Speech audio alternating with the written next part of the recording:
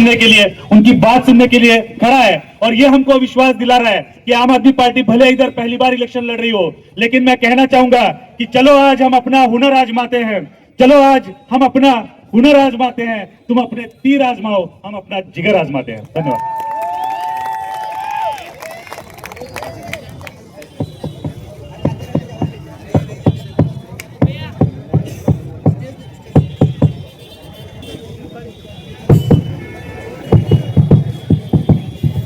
Hello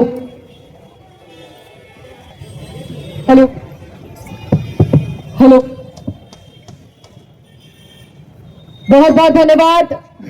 मंच पर उपस्थित महाराष्ट्र के आम आदमी पार्टी के अध्यक्ष अजीत जी,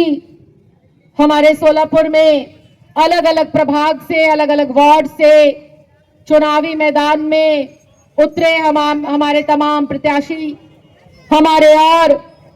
अलग अलग पदों पर आसीन हमारे पदाधिकारी साथी मेरे समक्ष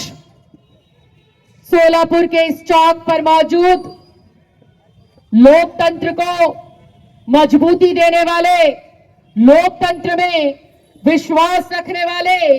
और लोकतंत्र का सम्मान करने वाले सोलापुर के तमाम मतदाताओं का खूब खूब अभिवादन करती हूं, स्वागत करती हूं और आप सब लोगों को नव वर्ष की शुभकामनाएं, मंगल कामनाएं। आज 5 घंटे का सफर तय कर नागपुर से पूना और पूना से आपके यहां पहुंचकर आप सब लोगों का दर्शन करने का सौभाग्य प्राप्त हुआ और लोकतंत्र के इस महापर्व में निकाय चुनाव भले ही छोटा हो लेकिन लोकतंत्र में बदलाव की बड़ी भूमिका रखता है और इस बड़ी भूमिका में योगदान देने के लिए और एक बेटी दिल्ली से चलकर महाराष्ट्र के सोलापुर में महज ये कहने आई है कि आजादी के 75 सालों से लेकर आज तक हम लोगों ने भारतीय जनता पार्टी, कांग्रेस, मनसे, सपा, बसपा तमाम पार्टियों में नेताओं के बच्चों को ही आगे बढ़ाने का काम किया है, नेताओं के ही बच्चों को मौका देने का काम किया है, राजाओं के बेटा बेटियों को ही राजा और राजकुमारी बनाने का काम किया है। लेकिन अब मौका आ गया है दिल्ली की तरह अब अपने घर के बेटा बेटियों को मौका देने का।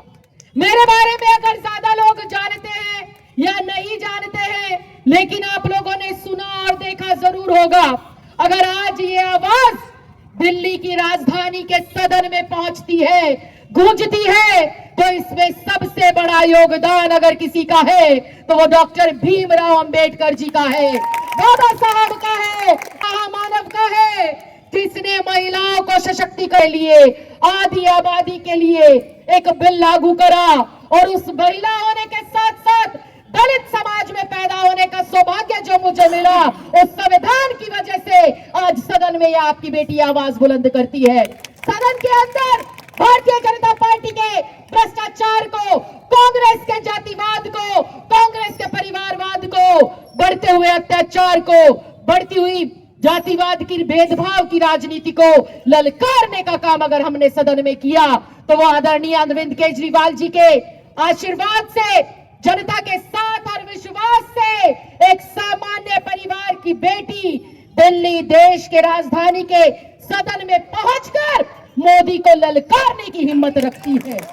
अमित शाह को ललकारने की हिम्मत रखती है। तो जो हिम्मत दिल्ली में एक सामान्य परिवार की बेटी कर सकती है तो सोलापुर के वार्ड में हमारे ये चुनाव लड़ रहे भाई बहन भी वही हिम्मत जुटाएंगे, वही मौका इनको मिलेगा, वही साथ जब इनको मिलेगा,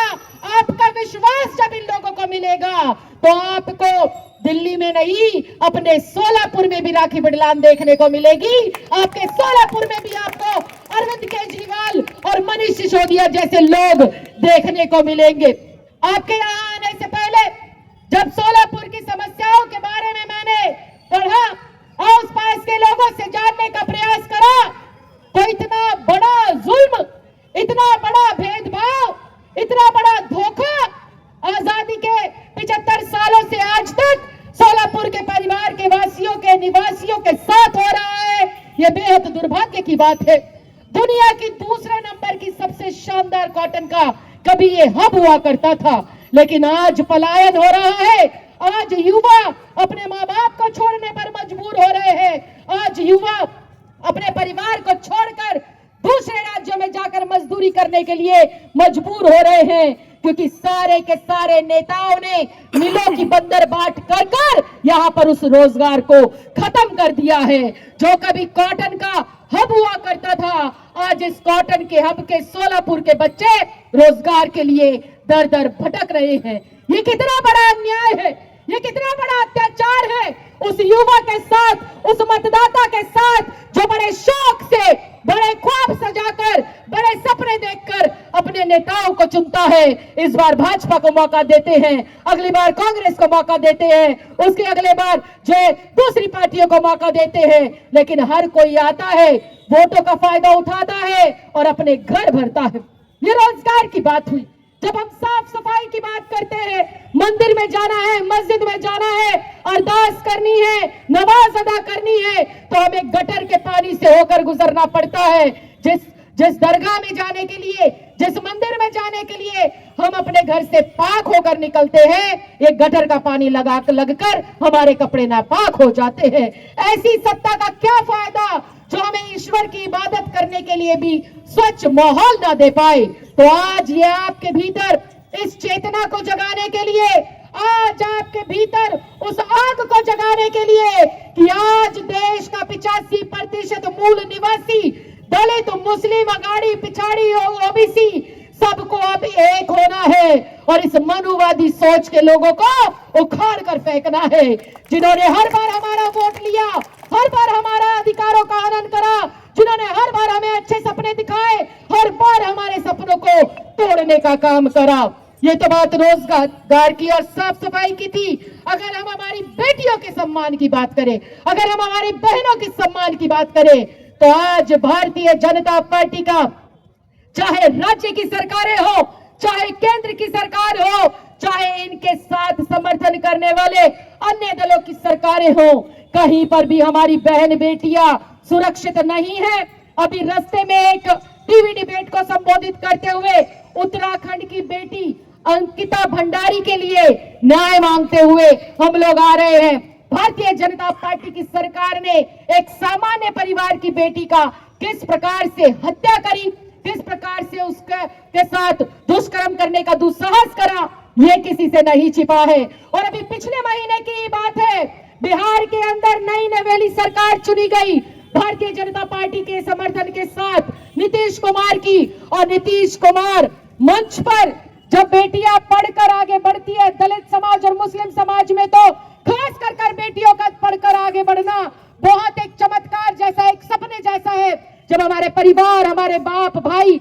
हमें आगे बढ़ाते हैं और जब हम मंच पर जाते हैं, तो एक मुस्लिम लड़की का किस प्रकार से नकाब खींचने का दुस्साहस अमित शाह ने करा, अमित शाह की समर्थन सरकार नीतीश ने करा, और अमित शाह के समर्थन में, केंद्र के गृह मंत्री के समर्थन में, चाहे दलितों की बेटी हो, चाहे मुस्लिम की बेटी हो, सामान्य वर्ग की बेटी हो, आज कोई भी महिला सुरक्षित नहीं है। तो आपको अपने इस छोटे से वार्ड से इस अग्नि को जगाना होगा, इस मशाल को जलाना होगा कि जो बेटियों का सम्मान नहीं करते, सोलापुर के मतदाता उनको भी चुनाव जीतने का अधिकार नहीं देते हैं। ये सारे के सारे फैसले भले ही दिल्ली से बहुत दूर है, लेकिन आपका एक एक वोट केंद्र की सरकार के ऊपर चोट करेगा, आपका एक एक वोट इतिहास रचेगा, आपका एक एक वोट अपने सोलापुर के चौतरफा विकास के लिए महत्वपूर्ण भूमिका निभाएगा। आज ये सरकारों को रातों रात तोड़ने का काम करते हैं।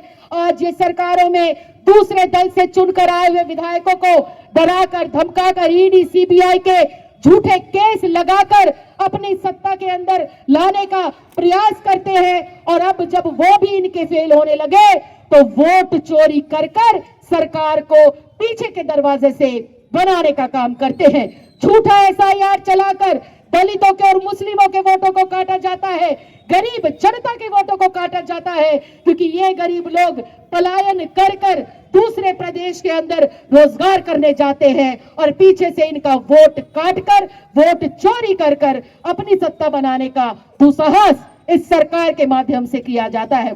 मैं आज कहना चाहती हूँ, एनआरसी का डरावा देकर और जो है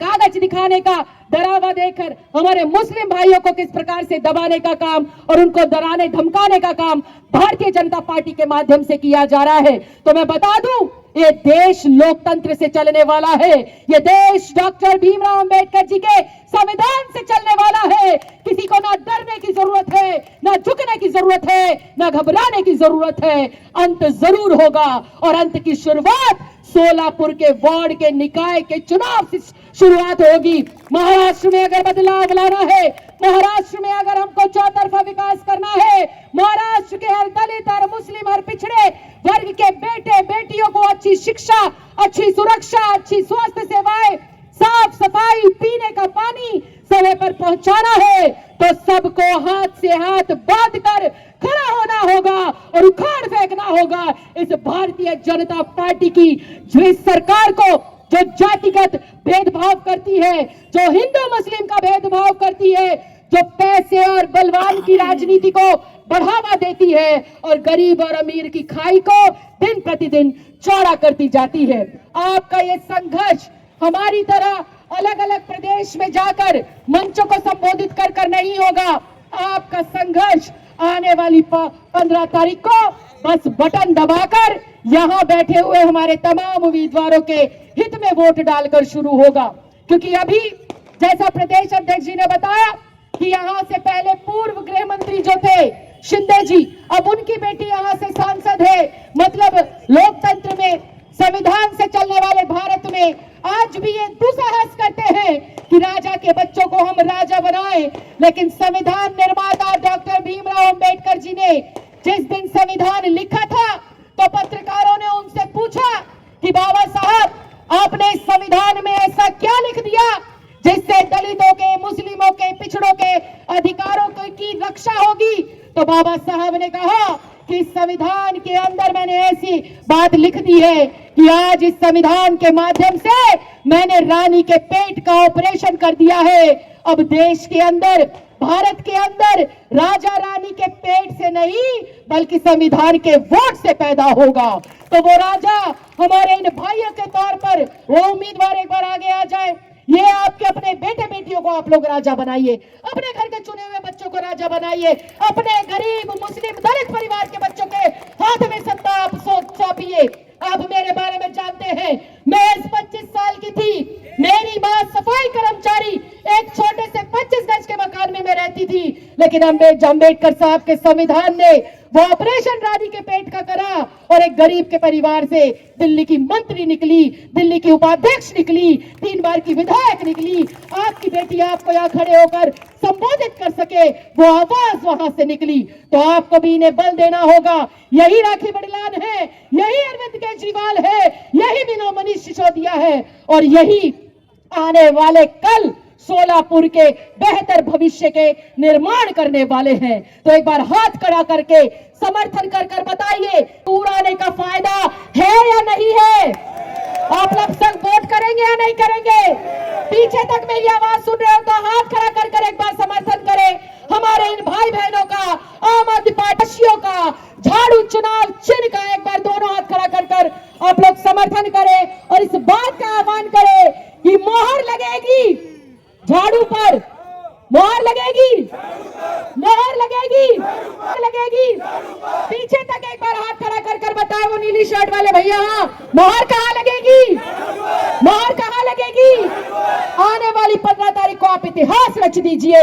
आपकी जीत के शामिल होने की जिम्मेदारी मैं लेकर जाती हूँ और आपकी सड़कें, नालियां, गलियां बनाने का काम, बहते सीवर को ठीक कराने का काम, जो 5 दिन में पानी एक बार आता है, रोज पानी लाने का काम हमारे ये नुमाइंदे करेंगे, हमारे भाई बहन करेंगे। लेकिन उसके लिए आपको विश्वास करना होगा, साथ देना होगा, आशीर्वाद देना होगा, वोट देना होगा आने वाली 15 जनवरी को, और सत्ता से उखाड़ कर फेंकना होगा भ्रष्टाचारियों को, बाहुबल की राजनीति करने वालों को, परिवारवाद की राजनीति करने वालों को, जातिगत राजनीति करने वालों को, धर्म की राजनीति करने वालों को, और मौका देना होगा डॉक्टर भीमराव के अंबेडकर जी के सपनों को पूरा करने वालों को, संविधान की मर्यादा रखने वालों को, संविधान का सम्मान करने वालों को। तो आज मैं सिर्फ इतना ही कहना चाहती हूं कि अगर आज आप लोग नहीं जागे तो 20 साल से जिन समस्याओं को झेलते आ रहे थे,